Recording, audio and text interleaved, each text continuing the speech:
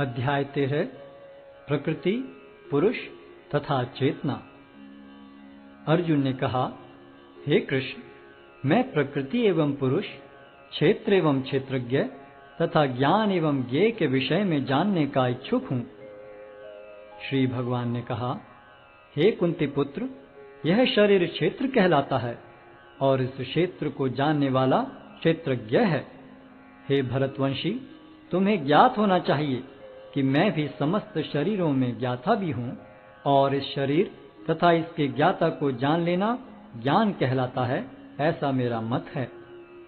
अब तुम मुझसे यह सब संक्षेप में सुनो कि कर्म क्षेत्र क्या है, यह किस प्रकार बना है, इसमें क्या परिवर्तन होते हैं, यह कहाँ से उत्पन्न होता है, इस कर्म क्षेत्र को जानने वाला कौन है और उसके क्या प्रभाव हैं।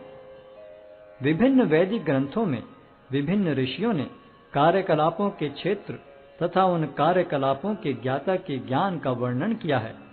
इसे विशेष रूप से वेदांत सूत्र में कार्य कारण के समस्त तर्क समेत प्रस्तुत किया गया है।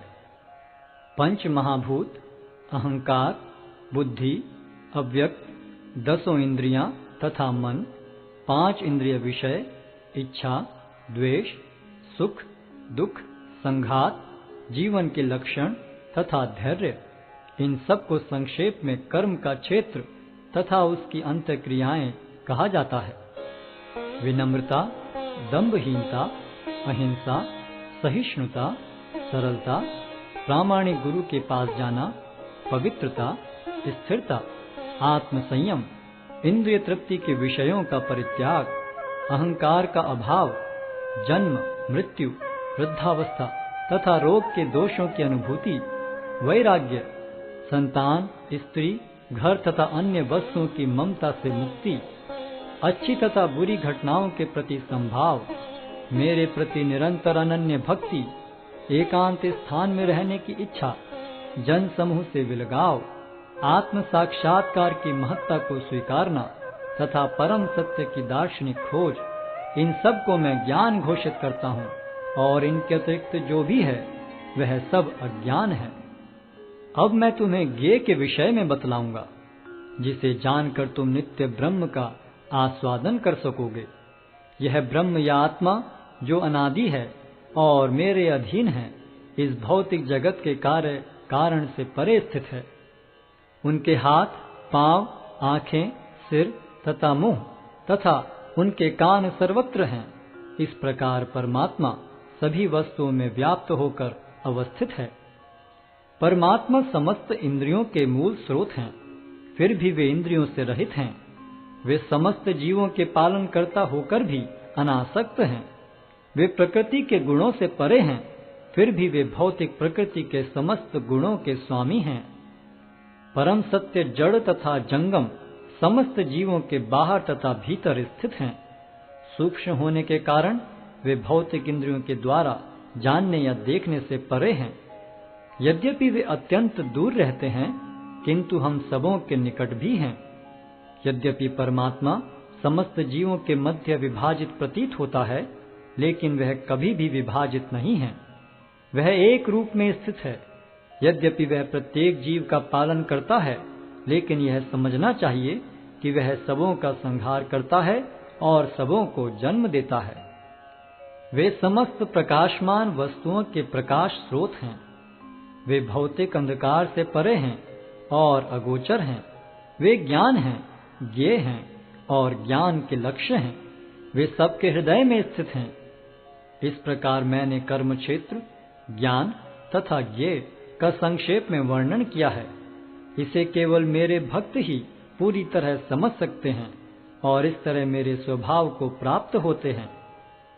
प्रकृति तथा जीवों को अनादि समझना चाहिए। उनके विकार तथा गुण प्रकृति जन्य हैं। प्रकृति समस्त भौतिक कारणों तथा कार्यों की हेतु कही जाती है और जीव इस संसार में विविध सुख दुख के भोग का कारण कहा जाता है।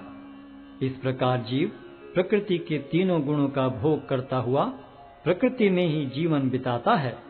यह उस प्रकृति के साथ उसकी संगति के कारण है। इस तरह उसे उत्तम तथा अधम योनियां मिलती रहती हैं। तो भी इस शरीर में एक अन्य दिव्य भोक्ता है जो ईश्वर है, परम स्वामी है और साक्षी तथा अनुमति देने वाले के रूप में विद्यमान है और जो परमात्मा कहलाता है। जो व्यक्ति प्रकृति, जीव तथा प्रकृति के गुणों की अंतःक्रिया से संबंधित इस विचारधारा को समझ लेता है, उसे मुक्ति की प्राप्ति सुनिश्चित है। उसकी वर्तमान स्थिति चाहे जैसी हो, यहाँ पर उसका पुनर्जन्म नहीं होगा। कुछ लोग परमात्मा को ध्यान के द्वारा अपने भीतर देखते हैं, तो दूसरे लोग ज्ञान के अनुशीलन द्वारा, और कुछ ऐसे हैं जो निष्काम कर्म योग द्वारा देखते हैं। ऐसे भी लोग हैं जो यद्यपि आध्यात्मिक ज्ञान से अवगत नहीं होते, पर अन्यों से परम पुरुष के विषय में सुनकर उनकी पूजा करने लगते हैं। ये लोग भी प्रामाणिक पुरुषों से श्रवण करने की मनोवृत्ति होने के कारण जन्म तथा मृत्यु के पथ को पार कर जाते हैं। हे भरतवंशियों में श्रेष्ठ, यह जान लो कि चर तथा अचर जो भी तुम्हें अस्तित्व में दिख रहा है, वह कर्म क्षेत्र तथा क्षेत्र के ज्ञाता का संयोग मात्र है। जो परमात्मा को समस्त शरीरों में आत्मा के साथ देखता है और जो यह समझता है कि इस नश्वर शरीर के भीतर न तो आत्मा न ही परमात्मा कभी भी विनष्ट होता है, वही वास्तव में देखता है। जो व्यक्ति परमात्मा को सर्वत्र तथा प्रत्येक जीव में समान रूप से वर्तमान देखता है, वह अपने मन के द्वारा अपने आप को भ्रष्ट नहीं करता। इस प्रकार वह दिव्य गंतव्य को प्राप्त करता है। जो यह देखता है कि सारे कार्य शरीर द्वारा संपन्न किए जाते हैं, जिसकी उत्पत्ति प्रकृति से हुई है, और जो देखता है कि आत्मा कुछ भी नहीं करता, वही यथार्थ में देखता है।